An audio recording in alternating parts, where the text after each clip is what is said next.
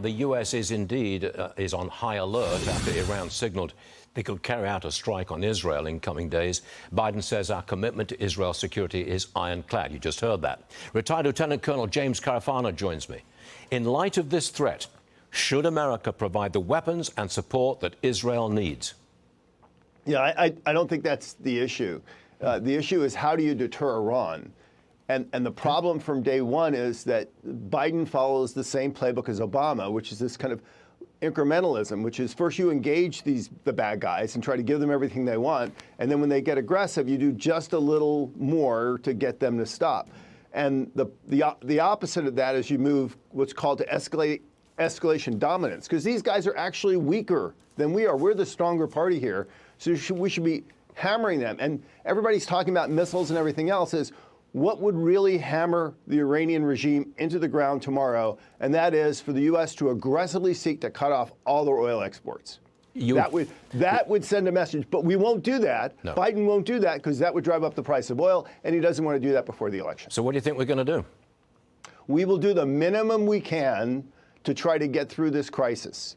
And all that does is provoke the Iranians to actually be more aggressive. So that's how you wind up into big, giant wars. Now, there's a problem with Iran and Israel fighting a war with each other, and that's that they really can't get at each other. And there's a problem for the Iranians with fighting a war because they've got a lot of internal dissent, and that could well create a lot of problems for them. And if you're Iran, the first thing you have or want is regime security. Right now, you're flooded with cash.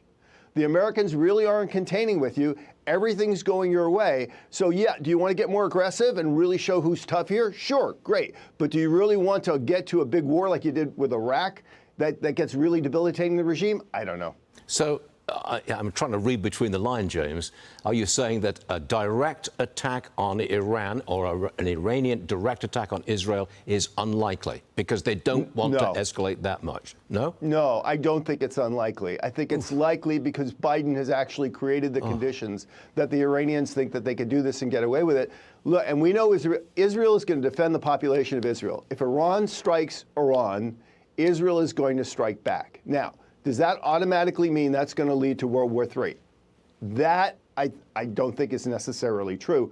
Iran's got a lot going for it. Exchanging a few missile strikes with Israel, that's okay. But do they really? The only way these guys can really go to war with each other is they just start lobbing missiles at each other, because there's countries in the middle. They can't invade each other. So I don't know if they want to go that far. There's a lot of rungs on the ladder in between that the Iranians can do. Without going to an all-out war with Israel. Got it.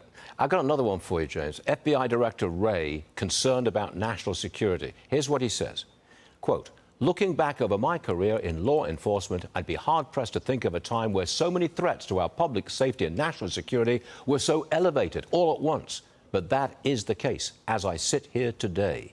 The administration doesn't seem to be doing anything about this, James. Look.